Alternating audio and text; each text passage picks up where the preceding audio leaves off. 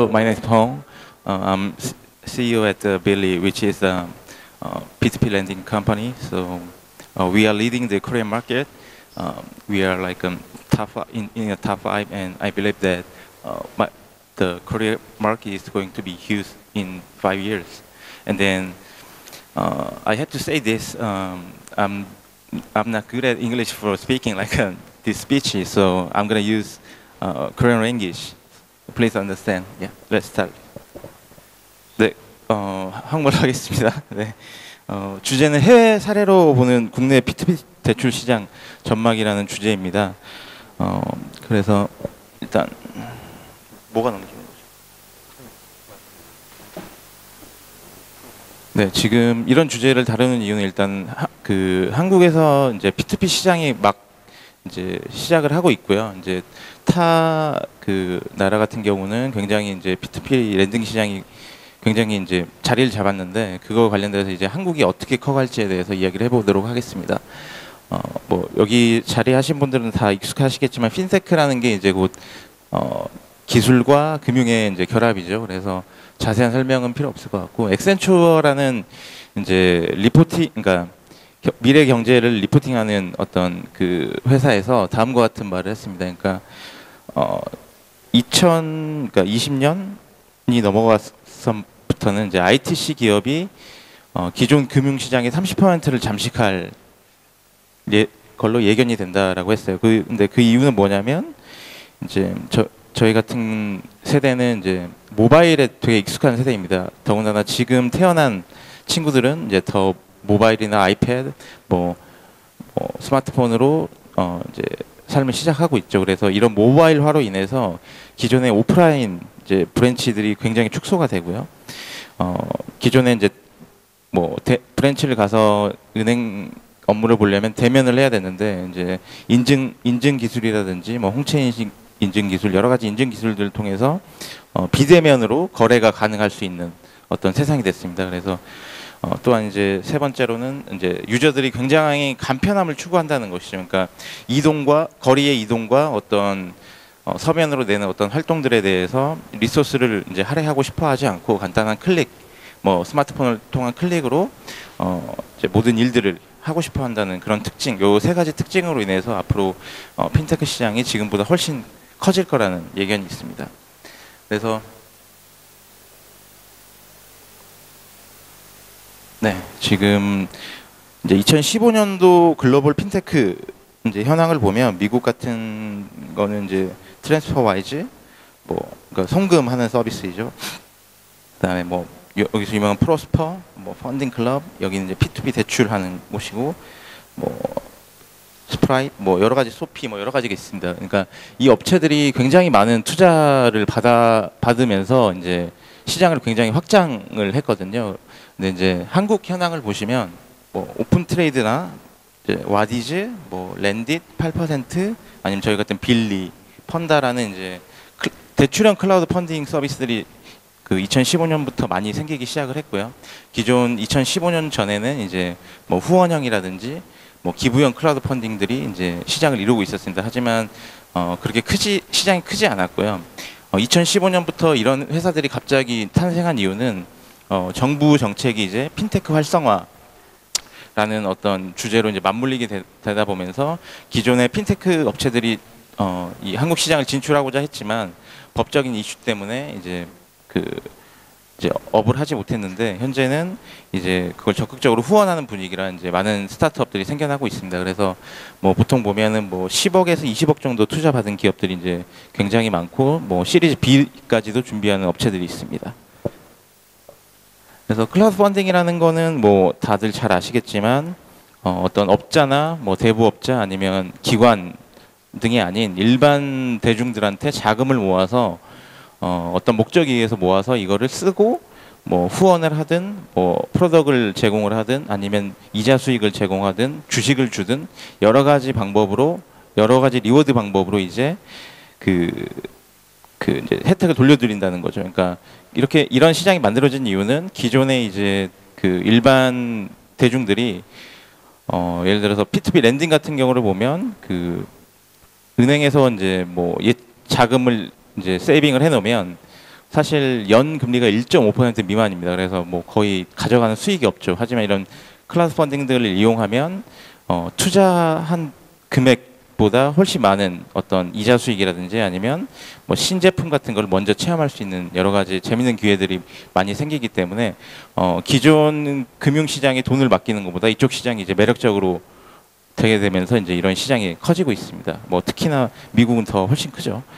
그래서 이 클라우드 펀딩 분야는 총 4가지로 구성이 됩니다. 일단 지분 투자형, 에코티죠. 그다음에 대출형, 후원형, 기부형으로 나눠져 있습니다. 그래서 먼저 지분 투자형을 말씀드리면 예를 들어서 제가 100만 원을 투자한다고 했을 때 어떤 회사에 투자를 하게 되면 그 회사가 가지고 있는 어떤 보유한 지분을 100만 원어치를 이제 A라는 그 일반 개인한테 판매하는 행위가 되는 것입니다. 그리고 대출형 클라우드 펀딩은 A라는 이제 일반 대중이 뭐 100만 원을 빌려줄 테니 연 뭐 12%에 해당하는 이자를 지불해라라는 거를 이제 플랫폼을 통해서 계약을 맺게 되면 이제 돈을 빌려주고 이제 그 돈을 이제 뭐 1년이면 1년 동안 분할해서 이자와 원리금을 나눠받는 방식의 어떤 거래 방식입니다. 그다음에 이제 후원형 같은 경우는 그러니까 어떤 뭐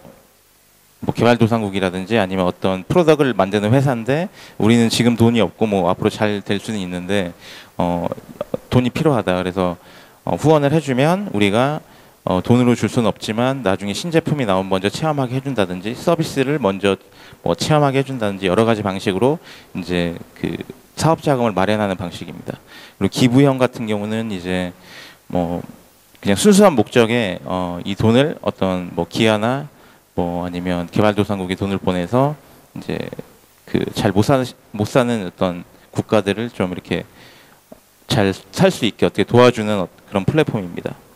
그래서 이 대표적인 플랫폼들을 보면 이제 여기 한국과 이제 해외에서 유명한 곳인데 지분 투자형은 뭐 오픈 트레이드 잉크라는 회사가 한국에 있고요. 그다음에 랜딩 쪽은 이제 뭐 미국에는 가장 큰 랜딩 클럽 조파, 그다음에 한국에는 8%라는 회사가 지금 가장 크고요. 그다음에 저희 빌리라는 회사도 한 3번째로 지금 들어가는 회사로 성장 중에 있습니다. 그다음에 후원형 같은 경우는 유캔스타트, 인디고고, 와디즈라는 곳이 있고 기부형에는 뭐 키바, 그다음에 기브포워드라는 데가 있는데 뭐 키바 같은 곳은 이제 실제로 키바의 직원들의 일부가 그 개발도상국에 거주하면서 그 어떤 그 잘 못 사는 사람들을 이제 후원해주는 어떤 방식의 이제 클라우드 펀딩입니다. 그래서 이제 미국 같은 경우를 이제 사례를 살펴보면 미국이 이제 클라우드 펀딩이 본격적으로 시작된 게 이제 2010년부터였는데요. 그때부터 2015년도까지 매년 평균 100% 넘게 급성장을 했습니다. 대표적인 회사로는 랜딩클럽과 프로스퍼가 있었고요. 이들의 이제 시장 점유율을 살펴보면 랜딩클럽 같은 경우는 전체 시장의 50%를 차지하고 있고 프로스퍼 같은 경우는 37%를 차지하고 있습니다. 그리고 기타 업체들이 이제 나머지 그 파일을 가지고 있죠. 근데 이게 전체 이제 미국 개인 신용 시장의 15%를 차지합니다. 그래서 이 P2P 랜딩이라는 업 자체가 미국 시장의 15%의 신용 대출을 이제 책임지고 있는 것이죠. 그래서 랜딩 클럽의 어떤 업무 구조를 보면 이제 웹뱅크라는 그 금융기관이 끼게 됩니다. 그러니까 지금 한국에서도 이제 최근에 전북은행과 피플펀드라는 회사가 이러한 구조로 시작됐는데 일단 일반 다수들이 랜딩 클럽을 통해서 이제 자금을 예치하고 이제 투자 의사를 이제 밝히게 되면 랜딩 클럽에서는 그 자금을 모아서 웹뱅크라는 곳에 전달을 하게 돼 있고요. 웹뱅크는 이제 그 대출자한테 대출을 하게 됩니다. 그때 이제 만들어지는 게 노트라는 것이 만들어지는데 쉽게 말해서 우리나라 말로 이제 계약 조건이 성립이 되는 거죠. 그렇게 돼서 대출자는 이제 웹뱅크에 돈을 상환해야 되는 의무가 생깁니다. 그와 동시에 이제 그 대출이 이루어짐과 동시에 다시 이제 A라는 대출자는 다수의 투자자들한테 그 상환을 해야 되는 그 원리금 수취권 판매라고 하는데 이러한 계약 구조가 생기게 됩니다. 그래서 대출자는 이제 돈을 웹뱅크에는 갚지만 웹뱅크가 바로 랜딩클럽에 돈을 전달하고 랜딩클럽이 이제 투자자들한테 돈을 분배하는 어떤 그런 형식을 취하고 있습니다.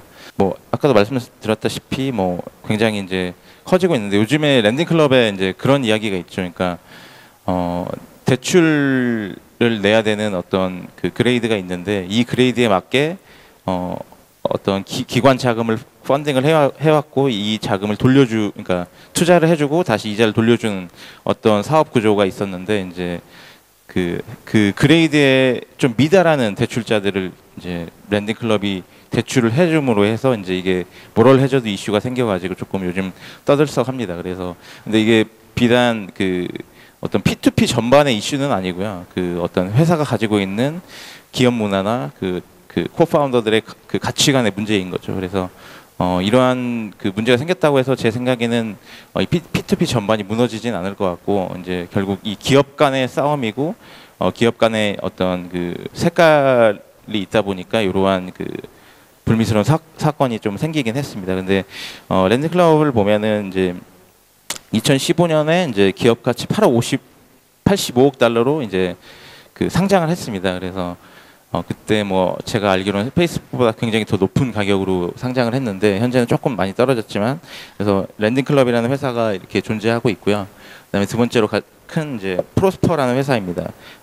시장 점유율은 13% 정도 되고 그 이제 얘네들은 이제 랜딩클럽과 다르게 랜딩클럽은 단순히 이제 채권들 많이 뿌리고 얘네들 투자를 받게 해서 이제 대출이 실행되는 구조라면 프로스퍼는 이제 그 후발주자이다 보니까 이제 빌가드라는 그 아메리칸 헬스케어를 인수를 했습니다. 그래서 이 회사를 인수함으로 해서 이제 상품의 좀 다양성을 제고를 했고요. 그다음에 그 세 번째로 이제 페이오프라는 회사가 있습니다. 이 페이오프는 신용카드를 대환하는 목적이 주된 어떤 그 플랫폼입니다. 그러니까 예를 들어서 제가 신용카드를 썼는데 뭐 못 갚게 되면 뭐 이제 카드론을 한다든지 한국에서는 뭐 현금 서비스를 하게 되는데 그렇게 되면 단기적인 대출이거나 좀 그 이제 카드를 이용하고 연결되는 대출이다 보니까 금리가 굉장히 높습니다. 그래서 그 금리를 이제 원래는 지불하셔야 되는데 이제 이런 P2P 쪽으로 오게 되면 금리가 그것보다 낮으니까 이제 아예 상품을 만든 겁니다. 그 카드론 대환 목적의 어떤 펀딩을 할 수 있게. 그래서 그런 거에 특화되어 있는 게 이제 페이오프고요. 페이오프는 조금 이제 타사랑 다른 특징은 대출 신청자를 심리 분석을 합니다. 그렇게 할 수 있었던 이유는 그 이하몬이라는 그 온라인 결혼 중개 회사가 있는데 거기에 CSO였던 그 사람을 영입을 했습니다. 그래서 이 사람이 그러니까 보통 결혼을 할 때 A라는 뭐 남자와 여자를 분석을 하게 될 텐데 그 분석 방법이 이제 모험가, 뭐 건축가, 뭐 자유로운 영혼, 그다음에 뭐 불꽃, 돌덩이 뭐 이런 식으로 어떤 성향들을 분석을 해놨어요. 근데 이 분석한 성향을 이제 P2P 랜딩에 적용을 한 거죠. 그래서 A라는 대출자가 들어왔을 때 이 사람이 어떤 성향을 가지고 있어서 이 기간에 상환이 가능하다, 불가능하다, 아니면 뭐 이자율과 한도를 좀 조정해야 된다라는 이런 알고리즘들이 이제 성립이 돼 있는 겁니다. 그래서 이제 이런 방식으로 대출자를 평가하는 회사가 바로 페이오프입니다. 제가 여기를 보여드렸어야 되는데 말만 했네요. 여기 보시면 이제 여러 가지 이제 유형들이 있습니다. 그래서 이게 안 나오네. 예. 이거 이렇게 눌러줘 그랬는데. 예. 그리고 이제 그 영국을 보게 되면 영국은 이제 조파라는 곳이 가장 이제 지명도가 높은데 여기도 마찬가지로 바클레이라는 그 웹뱅크와 제휴를 하고 있습니다. 그러니까 이 말인즉슨 랜딩클럽 같은 경우는 이제 그 웹뱅크 조파 같은 경우는 바클레이라는 웹뱅크랑 이제 제휴를 하게 되는데 이 둘의 특징이 뭐냐면 한마디로 그러니까 인터넷 뱅크입니다. 그래서 어떤 그 시중 그 브랜치에서 하던 그런 업무가 다 온라인화되어 있는 회사고 이런 은행이 사실 대출을 할 수 있는 권한을 가지고 있고 대출 관리도 훨씬 잘하고 있습니다. 그래서 이렇게 조파나 랜딩클럽 같은 P2P 회사들이 생기면 그러니까 이 회사들은 대출자를 선별하고 그러니까 새로운 방식의 이제 신용평가를 하는 역할에 좀 몰두를 하고 만약 펀딩이 이루어지면 그거를 웹뱅크에서 이제 대신 이제 대출 내주는 거죠. 그렇게 되면 이제 뭐 상환이라든지 연체 관리가 되기 때문에 그래서 그런 구조를 많이 가지고 있습니다. 그런데 한국에서는 이제 이런 구조가 아직 많이 힘들었는데 최초로 이제 한 업체가 있었고요. 좀 이따 설명을 드리도록 하겠습니다. 그래서 이제 조파는 이런 제휴 방식으로 해서 이제 높은 성장률을 기록을 했고요. 그다음에 그 펀딩 서클이라는 곳이 있는데 이제 2010년에 서비스를 개시를 했고 개인 사업자, 중소기업 등을 이제 대출을 합니다. 근데 조금 특징이 다른 업체 같은 경우는 이제 대출금의 전액을 일반 투자자들로부터 받게 되는데 그러니까 클라우드 펀딩을 받게 되는데 이 회사는 조금 특징이 10%는 정부 자금으로 먼저 소싱을 하고요. 나머지 90%를 일반 투자자한테 받게 됩니다. 그렇게 되면 이제 효과가 정부가 투자할 만큼 이제 그 세이프한 어떤 채권이다라는 것을 어필할 수 있는 거죠. 그래서 이제 그 정부가 참여를 함으로써 어떤 그 시장을 리딩하고 이 시장을 빨리 키우려고 하는 어떤 정부적인 그 움직임이 있는 것이죠. 그래서 한국에서 조금 볼 수 없는 모습인데 어쨌든 이렇게 해서 성장을 하는 회사입니다.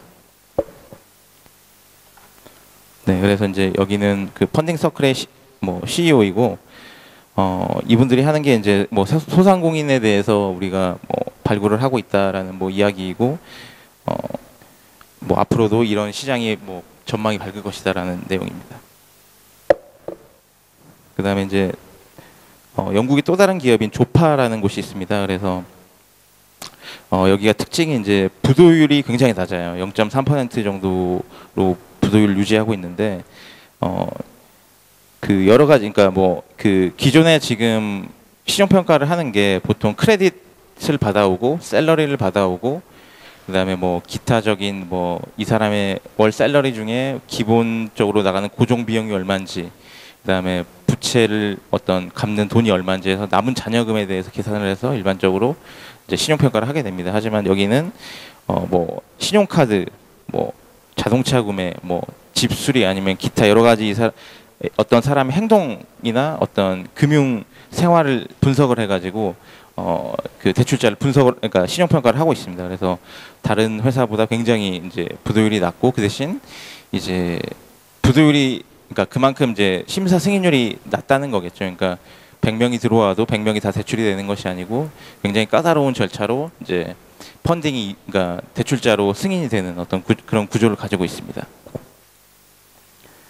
그다음에 P2B도 있습니다. 그러니까 일반 다수한테 돈을 모아가지고 이제 기업 같은데 이제 기업만 전문적으로 하는 어떤 클라우드 펀딩 플랫폼인데요. 이제 뭐 지분 투자형도 있고 뭐 대출형도 있고 하지만 이제 얘네들이 그 말을 하는 거는 굉장히 우량한 기업만 우리가 제시해서 클라우드 펀딩을 한다. 그래서 이제 결론적으로 이자율이 굉장히 낮지만 굉장히 안전한 채권들만 판매한다라는 개념의 어떤 회사입니다. 그래서 이런 회사들이 가지고 있는 특징이 이제 우리나라는 인보이스라고 하면 사실 껍데기에 불과한데 이제 뭐 저도 잘 모르지만 뭐 영국 같은 경우는 인보이스에 대한 어떤 효력이 굉장히 큰가 봐요. 그래서 인보이스를 그 어떤 그 채권화 해가지고 인보이스를 이제 받게 되면 인보이스를 통해서 이제 받게 될 A라는 업체가 받게 될 대금을 이제 어떤 클라우드 펀딩 업체가 받을 수 있게 이제 계약 구조가 짜지고 일반 대중들한테 펀딩을 하고 이 업체는 이자만 제공하고 실제적으로 인보이스를 통해 들어온 금액으로 이제 돈을 상환하는 어떤 그런 구조도 있습니다.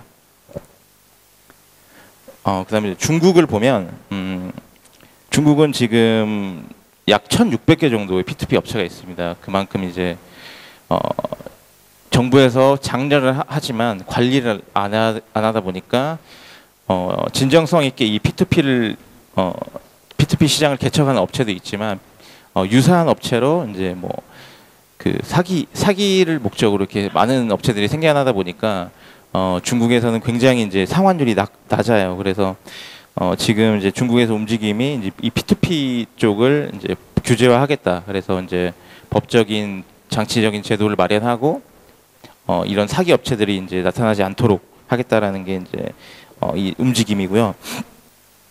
전체 이제 시장을 보면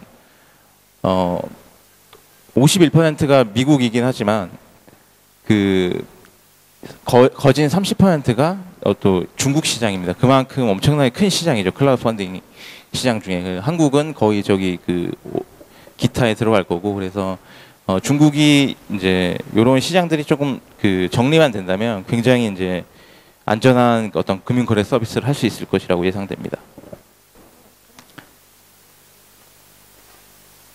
네, 그리고 이제 중국에서 이런 움직임도 있었어요. 현재는 조금 잘 안 되고 있는 걸로 알고 있지만 하나와 조인트 벤처를 설립해서 이제 한국 P2P 시장을 이제 진출을 하겠다라는 기사도 한참 났었는데, 디안룽이라는 게 이제 랜딩클럽, 아마 제가 알기로 랜딩클럽 창업자 중 한 명이 디안룽으로 가서 이제 디안룽을 창업을 했던가 뭐 그랬을 거예요. 그래서 디안룽이 이제 한국에서 진출하고자 하는 것이었는데, 이게 좀 이제 정부 어떤 규제에 좀 반하는 거죠. 그러니까 외국 기업이 한국을 잠식하게 또 만드는 구조가 될 수 있으니까, 그래서 잘 진출을 못하고 있는 것 같긴 한데 여러 가지 이런 움직임이 있습니다.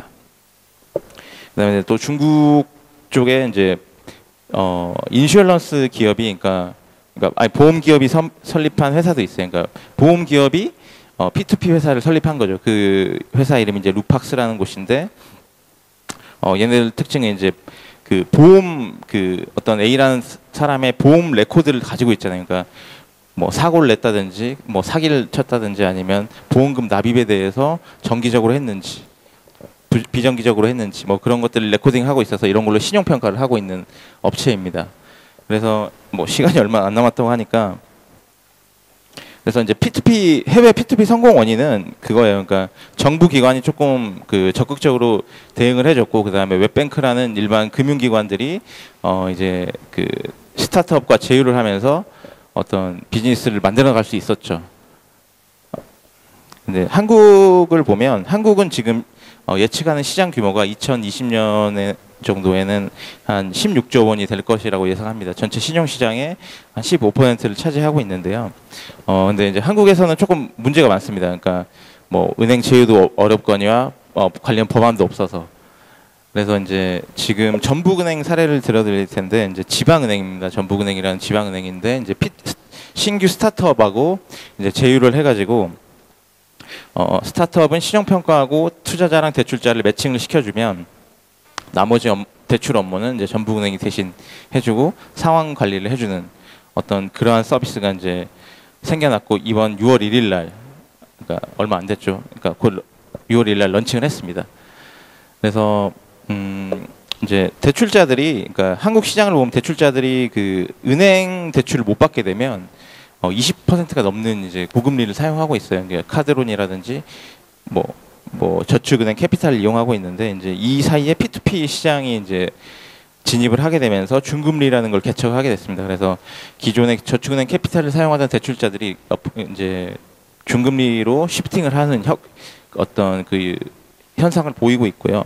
투자자 입장에서도 이제 이 수치는 이제 저희 회사에서 투자하신 어떤 통계인데, 투자자 입장에서는 은행에 맡겨봐야 사실 금리가 안 나오고, 그 다음에 주식 투자를 하자니 너무 위험하고 하다 보니까 이제 이런 중금리 시장에 이제 많이 시프팅이 되고 있고, 저희 투자자들을 보면 일반적으로 30대가 가장 많은 투자를 하고 있습니다.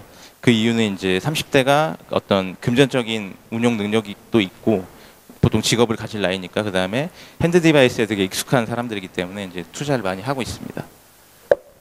그래서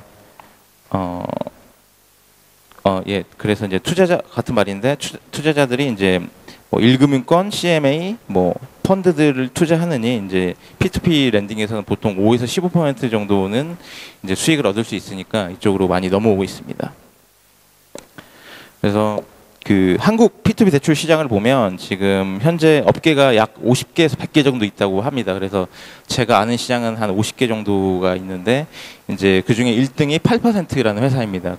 8%는 약 216억 정도 이제 펀딩을 했고 가장 먼저 생긴 회사입니다. 그 다음에 테라 펀딩이라는 회사가 있는데, 이쪽은 이제 부동산 전문으로 하는 회사고, 테라 8%랑 비슷한 시기에 탄생을 했습니다. 그 다음에 이제 저희 빌리라는 업체가 이제 세 번째로 있고 이들보다는 약 한 8개월 정도 늦게 이제 런칭을 했는데 이제 저희는 140억, 아니 오늘 기준으로는 한 160억 정도 펀딩을 했고요. 랜딧이라는 회사도 저희가 생길 때쯤 비슷한 시기에 생겼는데 이제 133억으로 이제 이렇게 4개의 회사가 시장을 좀 주도하고 있고요. 나머지 이제 회사들이 40% 정도 시장을 이제 잠식을 하고 있습니다. 그래서 그 한국 P2P 대출 시장이 그러니까 생각한 것보다 훨씬 빠르게 성장을 하고 있습니다. 그래서 이번 연도에 기업들이 보통 한 각 업체마다 1,000억 정도 매출을, 그러니까 펀딩, 그러니까 대출을 성사시키려고 하고 있고, 이제 뭐 선도 업체들은 TBCF도 하고 뭐 투자도 받고 여러 가지 행동을 하고 있고요. 그다음에 은행 같은 곳도, 금융기관 같은 경우도 이제 제휴들도 여러 가지 되고 있고, 이제 이 P2P가 이제 아직 계약이긴 하지만 점점 시장이 태동되고 있다라는 느낌을 많이 받고 있습니다. 시장이 이제 시간이 없다고 하니까 이제 저희 그냥 어떤 구조를 설명드리면, 투자자가 이제 저희 빌리로 오게 되면 이제 빌리에서 예치금이라는 거 있는데 본인 명의 가상계좌를 발급받게 됩니다. 그렇게 되면 이제 자기가 본인이 투자금을 거기다 예치를 해놓으시고 채권이 뜨면 이제 A라는 채권에 대해 투자를 하겠다면 이제 투자가 100%가 달성하면 이제 이게 그 대출자한테 대출금이 지급되게 되고요. 이제 매월 그 어떤 상환을 하게 되면 자동으로 이제 빌리가 대출자가 받은 돈을 감지해가지고 이제 투자자들한테 분배하는 그런 시스템을 가지고 있습니다. 네, 그래서 오버타임이 지금 돼가지고 이렇게 이제 투자자들이 그 투자를 편하게 할 수 있게 이렇게 대시보드도 제공하고 있고, 뭐 투자 내역이라든지 뭐 이런 것들 제공하고 있습니다. 그래서 저희가 지금 창업을 한 지는 1년이 됐고, 그 다음에 지금 서비스를 한 지 9개월이 돼가고 있는 시점입니다. 그래서 현재 이러한 실적을 보이고 있고요. 이제 마지막으로 한마디만, 그러니까 마지막 슬라이드 하나만 설명하겠습니다. 그러니까 P2P 시장이 결국 한국에서는 오늘의 이제 토론 주제가, 이야기 주제가 P2P 시장이 한국이 어떻게 펼쳐질 것이냐라는 이야기인데, 세 가지 단계로 나눠볼 수가 있을 것 같아요. 그러니까 첫 번째는 이제 P2P 업체들이 그러니까 100여 개 이상 많이 생기는 2016년도입니다. 2016년도에는 이제 다양한 분야의 이제 카테고리의 클라우드 펀딩이 생길 것 같고, 그다음에 이 중에 그 부도율이 거의 안 나면서 그 펀딩 금액이 큰 회사가 도대체 어디냐라는 게 이제 판가름이 나는 게 이번 연도일 것 같습니다. 그래서 연말이 됐을 때 1, 2, 3등이라는 회사가 정해질 것 같고, 이제 17년, 18년 두 번째로 넘어가게 되면, 그러면 이렇게 그 펀딩을 많이 했는데 이제 신용평가에 대한 전문성은 어떤 업체가 갖고 있냐라는 싸움이 될 것 같아요. 그래서 저희 같은 경우는 이제 부동산하고 뭐 개인 신용 시장을 보고 있는데, 이제 이런 신용평가 모형을 고도화하고 전문성 있게 만들므로 해서 이제 이런 신용평가 모형이 이제 대출자가 들어오고 투자가 하는 이제 이 사이클 중에 이제 부도가 얼마 미만으로 유지하더라, 아니면 뭐 연체가 얼마 미만으로 유지되더라, 이런 것들이 이제 점점 증명되는 이제 그 시간이 될 것 같습니다. 그리고 이제 마지막 스테이지에는 이제 뭐 한 5개 정도 업체가 남겠죠. 그리고 두 번째 스테이지에서 이제 뭐 기존의 뭐 포털 사이트라든지 금융회사들이 이제 P2P로 많이 이제 진출을 하게 될 텐데, 그러면서 M&A도 이루어지고 할 텐데, 이제 세 번째 스테이지 갔을 때 결국 생존한 회사 5개 정도가 이제 얼마나 그 고객 로열티를 제공하고, 그다음에 뭐 부도율을 잘 유지하고 투자자 보호를 얼마나 잘하는지에 대해 따라서 이제 시장이 이제 어떤 그 평정이 이루어질 것 같고요. 그게 이제 제가 보기에는 짧게는 5년 정도를 생각을 하고 있습니다. 뭐 저희도 없어질 수 있겠지만 어쨌든 그래서 이러한 형식으로 이제 앞으로 그 한국 P2P 대출 시장이 발전될 것이라는 이야기를 드렸고요. 마지막으로 뭐 시간이 지나가지고 Q&A가 있으면 받고 빨리 끝내도록 하겠습니다. 네. Non-performing loan 유로피안 데이터를 보면은요, 이탈리아가 17%인데 아까 소파 데이터를 보셨을 때 그게 less than 1%였거든요. 그럼 왜 그렇게 이탈리아에서는 17%인 것이 소파에서는 이렇게 낮은지, 그 다음에 그걸 한국에다가 비교를 하게 되게 되면 담보대출이 아니고 신용대출 한국 시장에서의 부도율이 얼마일 거예요. P2P의 한국 에버리지의 디폴트 레이트가 얼마인지, 그럼 그 차이는 어떻게 설명하는지를 묻고 싶습니다. 일단 제가 그 슬라이드는 어디를 말씀하시는지. 아까 앞에 오후 렉처에 있었습니다. 저 주 대표님 슬라이드가 아니고요. 그다음에 주 대표님 슬라이드에 있어서는 그럼 이제 한국 거를 설명해 주시죠. 예, 한국 은행에서 신용 대출의 예. 디폴트 레이트가 얼마이고요. 네네. P2P 인더스트리의 디폴트 레이트가 얼마인지 설명해 네. 주십시오. 일단 그러니까 지금 P2P 랜딩 시장에서 디폴트 레이트가 약간 의미가 없는 게 이제 디폴트라는 게 결국 그 돈을 못 갚는 건데, 현재는 P2P 랜딩 시장에서 디폴트가 나온 사례가 극히 드뭅니다. 있긴 있지만 나오면은 네. 그거를 리뉴얼 롤오버를 해주십니까? 혹은 바로 그 자리에서 끊으십니까? 그 통계가 그거에 따라서 완전히 다르잖아요. 예, 그러니까 계속 롤오버를 하게 되게 되면은 제로가 되는 거고요. 그건 어떻게 그러니까 됩니까? 폴트라는 게 결국 이분이 그러니까 개인 회생을 한다는 건데, 그러니까 나는 이 돈을 못 갚겠으니 그 탕감을 해줘라라고 이제 그 법원에 제출하는 겁니다. 그렇게 되면 지금 현재 빌리 같은 경우는 그런 케이스가 없는데, 타 회사 같은 경우는 이제 만약에 그렇게 개인 회생을 하게 되면 이제 그러니까 대표적인 업체를 보면 이제 그 투자 원금의 50%를 이제 그 복구를 해드리고요. 나머지는 이제 손실로 처리가 되게 됩니다. 근데 이게 이제 통계적으로는 아직 수치가 없어요. 왜냐하면은 그런 통계를 지금 잡아낼 수 있는 어떤 여력도 없거니와, 그 다음에 실적으로 그 건수가 아직 미미하기 때문에 업체도 이렇게 아직 통계를 내기보다는 조금 시장을 리딩하는 게 목적이다 보니까 제가 그 통계 정보는 아직까지 못 드릴 것 같고, 그다음에 은행 같은 경우는 굉장히 보수적입니다. 그러니까 폴트라는 게 거의 없고, 그 굉장히 안전한 대출, 그다음에 1순위 대출, 그다음에 신용도 대기업 정도 다니는 어떤 그런 사람들만 대출을 해주고, 폴트 쪽을 이야기하자면 이제 캐피탈 저축은행 쪽을 보자면 이제 우리가 흔히 TV에서 보면 OK 단박 대출 해가지고 300에서 500 이렇게 주시잖아요. 그러니까 대출이 되게 되잖아요. 그러니까 이런 사람들은 이제 폴트가 나더라도 그 주변에 그 형제가 있고 식구가 있기 때문에 300 정도를 금방 갚기 때문이거든요. 근데 이 폴트 레이트가 그 결국 그 어떤 그 금융사의 어떤 그 단계적인 어떤 폴트가 있는 게 아니고, 일반적으로 보면 신용 평가를 보면은, 그러니까 신용 그 평가 정보를 보면 1에서 10등급까지가 있습니다. 일반적인 대출자들이. 그렇게 되면 보통 6등급까지는 거의 0. 몇 %, 그러니까 0.15% 이 정도 폴트를 유지하고 있고요. 그러니까 7등급이 넘어가면서부터 이제 약 6에서 한 8 정도 되고, 그다음에 8등급이 넘어가면 16%, 그다음에 9% 넘어가면 50%, 그다음 거의 90% 이렇게 진행이 되고 있습니다. 그래서 굳이 이걸 금융사는 몇 %다라기보다는 이제 신용 등급에 따라서 폴트가 나고 있고요. 저희도 이제 그 대출자를 평가를 할 때 그 신용 등급에 따라 이제 이 사람이 부도를 낼 수 있는 가능성이 얼마다라는 거를 산정을 하고 있습니다. 네. 잘 들었습니다. 제가 질문하고 싶은 것은 우리나라의 경우에는 아직 이제 1년 전후로 역사가 굉장히 짧은 편인데, 중국은 3년 정도 되면서 최근에 이제 많은 사고들이 발생을 했잖아요.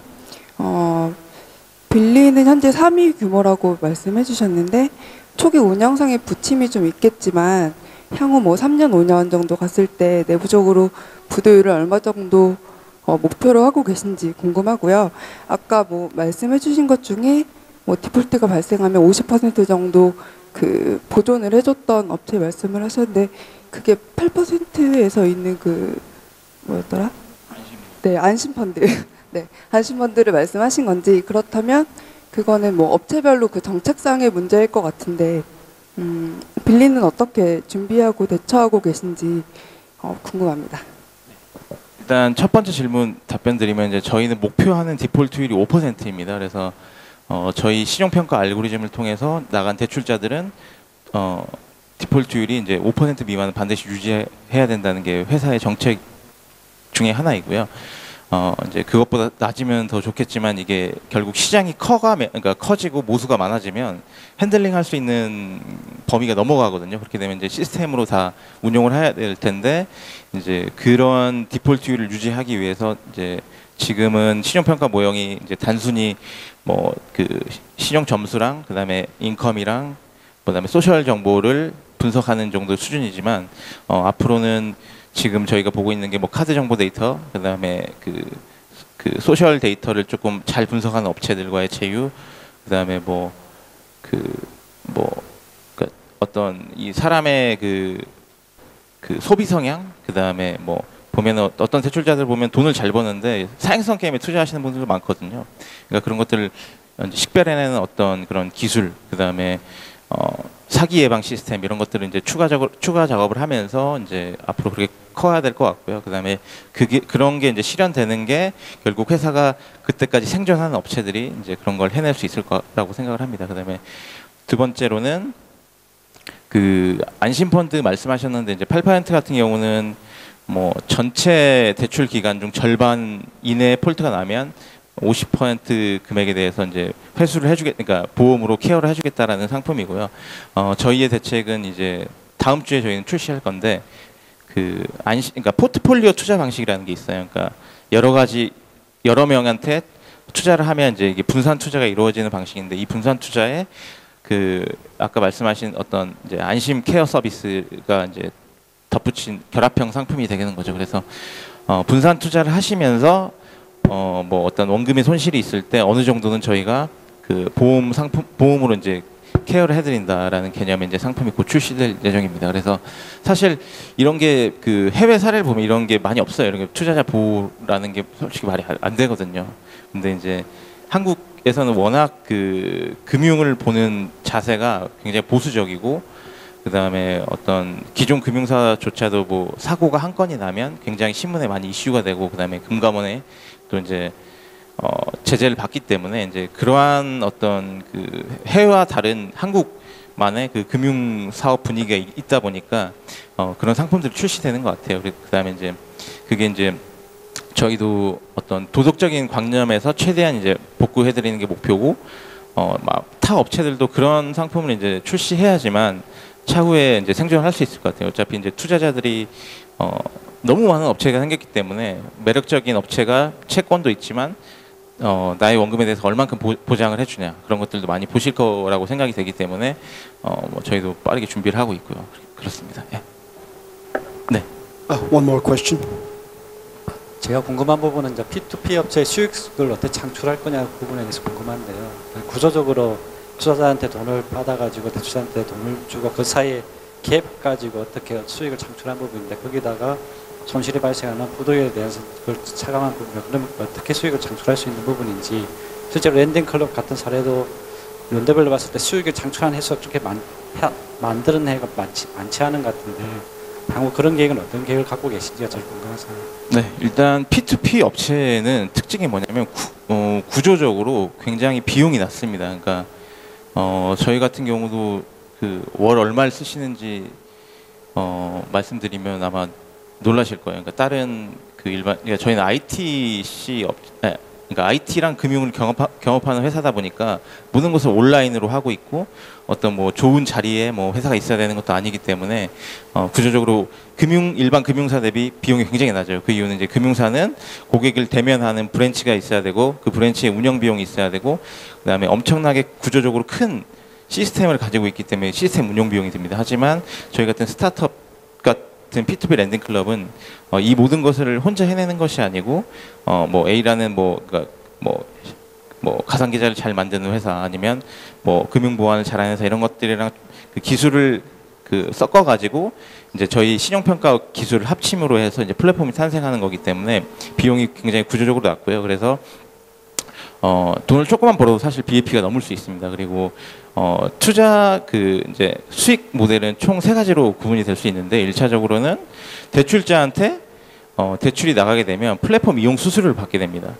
뭐 랜딩클럽도 마찬가지고요. 그다음에 투자자한테 투자를 이제 투자를 저희 플랫폼에서 했기 때문에 투자자한테 이제 플랫폼 이용 수수료를 수취하게 됩니다. 그래서 양 사이드에서 플랫폼 이용료를 이제 수취를 하게 되고 그렇게 되면 이제 거래액의 뭐 약 5% 미만, 그러니까 뭐 한 2에서 4% 사이에 수익이 생기는 거죠. 매 트랜잭션마다. 그래서 1차적으로 그런 그 수익 모델을 가지고 있고, 두 번째는 이제 그 채권들이 이제 지금은 뭐 한 하루에 뭐 10개, 20개 정도밖에 안 올라오지만 시장이 이제 마치 옛날에 우리가 G마켓에서 상품을 사다가 뭐 티켓몬스터 이런 게 생겼을 때 거기서 구매를 하는 게 조금 어색했다면 지금은 싼 상품을 구매하려면 티켓몬스터, 쿠팡 이런 데를 가잖아요. 그런 것처럼 P2P 시장도 녹립고 이제 시장이 이제 안정이 되면 일반적으로 투자를 한다고 하면 P2P 시장 이제 P2P 플랫폼을 이제 이용하게 될 텐데, 그렇게 되면 이제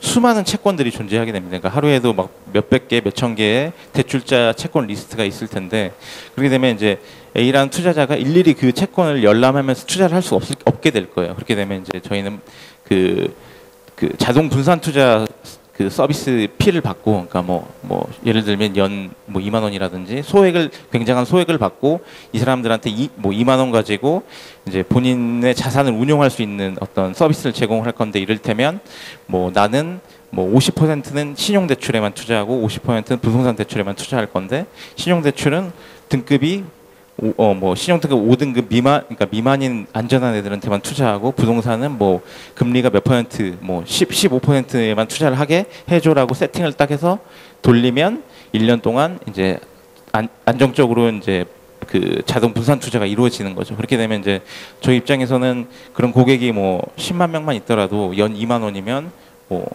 굉장한 뭐 20억, 200억인가요? 하여튼 수익을 벌어들일 수 있는 구조가 나오고요. 이제 세 번째로는 투자자들이 이제 투자를 하실 때 보면 돈을 넣자마자 즉시 투자를 하시지 않아요. 일반적으로 그 돈을 예치를 해 놓으십니다. 그러니까 짧으면 하루 이틀, 길면 일주일까지 이제 본인 명의 계좌에 이제 돈을 입금을 해 놓으시는데, 그렇게 되면 이제 그 공여 시간 동안 저희가 그 데일리 수익을 발생시켜 드릴 수 있어요. 그런 것들이 이제 뭐 농협투자증권 뭐 아니면 뭐 하여튼 투자증권사들이 그 MMF를 하잖아요. 그러니까 그런 것들과 제휴를 해가지고 수익을 발생시켜드리고 거기에 대한 수수료를 수취할 수 있는 어떤 그런 기본적인 세 가지 구조가 나오고, 그다음에 뭐 더 길게 보자면 신용평가 모형에 대한 어떤 전문성을 갖추게 되면 이거를 비단 신용평가만 아니고 어떤 사람에 대한 그 판단할 수 있는 그 지표가 될 수도 있거든요. 그렇게 되면 이제 다른 업건들이랑 콜라보를 할 수 있는 어떤 중요한 그 알고리즘을 보유하는 회사가 될 수가 있겠죠. 네. That sums up today's presentation. Mr. Joo Hong-sik, CEO of Villi. Let's give him a big hand. Thank you very much.